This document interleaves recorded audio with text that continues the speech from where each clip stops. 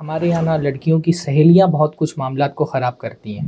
بہت سارے معاملات میں تو میں دیکھا ہوں کہ میٹر اتنا بڑا نہیں ہوتا جتنا لڑکی اپنے دل پر لے لیتی ہے, کیونکہ اس کو مطلب بہکایا گیا ہوتا ہے, مس گائیڈ کیا گیا ہوتا ہے.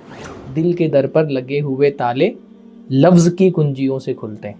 ایک دم بہت سنبھال کر کے آپ سچ بولیں, بلکہ بعض مرتبہ بہت گھما کر کے سچ بولنا پڑتا ہے. بیوی کو خوش کرنے کے لیے آدمی جھوٹ بول سکتے ہیں, اللہ تعالیٰ پکڑ نہیں کرے گا اس کو. آپ نے جس طریقے سے ابھی ایکسپلین کیا ہے تو ہمیں کافی مدد مل رہی ہے, اسی کے اندر سے اور بھی چیزیں نکل کے آ رہی ہے. تو ایک جو امپورٹنٹ چیز تھا کہ ایڈجسٹمنٹ اب ہم کو شوق اور پسند کے معاملے میں کرنا ہے. حق آئے گی بات تو وہاں پر ہم کو ایڈجسٹمنٹ نہیں کرنا ہے. تو کیا کرنا ہے؟ کوشچن آئے گا اس بارے میں کہ ہم کو لگ رہا ہے, لڑکا کو لگ رہا ہے یا لڑکی کو لگ رہا ہے کہ میرا حق مارا جا رہا ہے یا مجھے ابیوز کیا جا رہا ہے.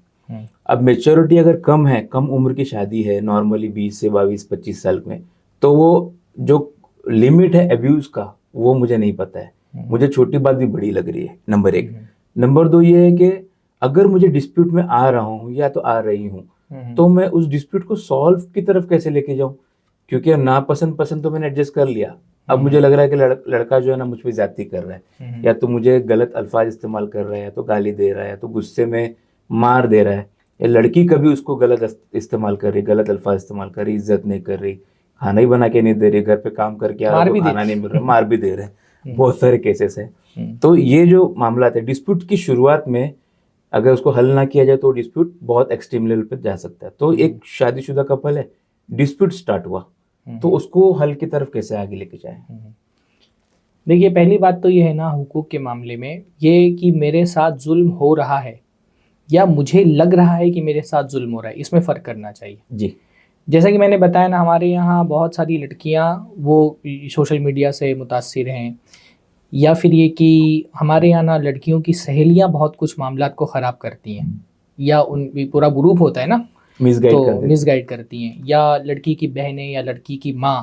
تو بعض مرتبہ شادی شدہ زندگی میں چھوٹے چھوٹے مسائل آتے ہیں, لیکن جو سہیلیاں ہوتی ہیں نا یہ بھی فیک, مطلب اپنے تعلقات جو ان کا شوہر کے ساتھ ہوتے ہیں نا وہ دکھاتی کچھ اور ہے, حقیقت کچھ اور ہوتی ہے. جی, بہت سارے معاملات میں تو میں دیکھا ہوں کہ میٹر اتنا بڑا نہیں ہوتا جتنا لڑکی اپنے دل پر لے لیتی ہے, کیونکہ اس کو مطلب بہکایا گیا ہوتا ہے, مس گائیڈ کیا گیا ہوتا ہے.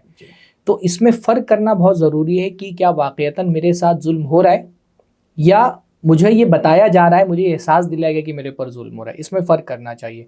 دیکھو, شادی شدہ زندگی میں 100% پرفیکشن نہیں ہوتا ہے, کہیں نہ کہیں تھوڑا بہت انسان کو تھوڑا بہت حقوق کے معاملے میں بھی گیو اپ کرنا پڑتا ہے.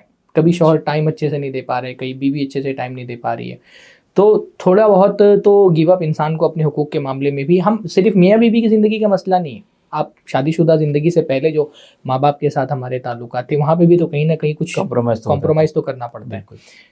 تو یہاں کی حد تک کہ ٹھیک ہے, لیکن اگر مسئلہ زیادہ بڑھ رہا ہے نا, تو میں نے دیکھا شادی شدہ زندگی میں کمیونیکیشن اگر اچھا ہو تو بہت سارے مسائل حل ہو جاتے ہیں. جی, بات چیت کرنے کا اگر ڈھنگ ہو لڑکے کو اور لڑکی کو تو بہت سارے مسائل. میرا ایک شعر ہے, میرا خود کا شعر ہے وہ, کہ دل کے در پر لگے ہوئے تالے لفظ کی کنجیوں سے کھلتے ہیں. اگر انسان الفاظ کا صحیح استعمال کرنا سیکھ جائے نا تو زندگی کے بہت بڑے مسائل حل ہو جاتے ہیں صرف گفتگو سے. ایگو کو سائڈ میں کر کے, جذبات کو سائڈ میں کر کے, عقل استعمال کر کے, سمجھداری سے کام کر کے. یعنی بعض مرتبہ مسئلہ ڈپلومیسی زندگی, شادی شدہ زندگی ہی نہیں, زندگی کے ہر رشتے میں ڈپلومیسی بہت ضروری ہے. جی, جو بہت لوگ ہوتے ہیں نا جو ایسا کہتے ہیں کہ میں تو بہت حق گو ہوں, میں ایک دم صاف بات کرتا ہوں, منہ پہ بول دیتا ہوں. اسٹریٹ فارورڈ ہونا شادی شدہ زندگی کے لیے بہت خراب چیز ہے. صحیح. شادی شدہ زندگی کو میرا ایک تجربہ رہا ہے, شادی شدہ زندگی کو اگر آپ کو سنبھالنا ہے جی تو اس کے لیے آپ کو سنبھال کر کے سچ بولنا آنا چاہیے.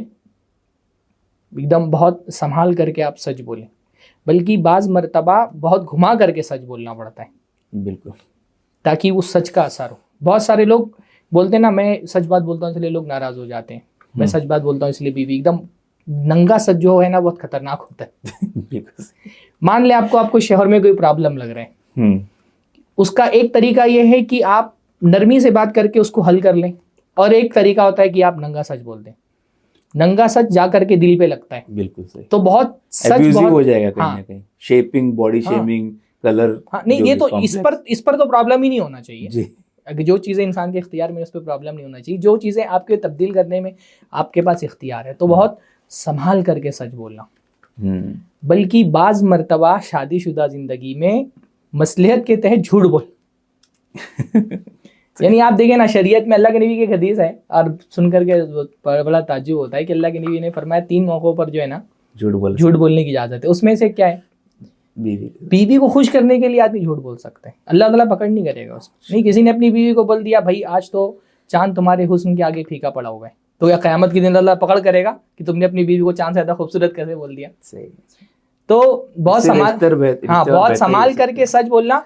और मतलब कभी कभी हिसाब से, झूठ ऐसा नहीं होना चाहिए कि उसका हक मारने के लिए झूठ बोल रहे हैं, उसको खुश करने के लिए कभी ना।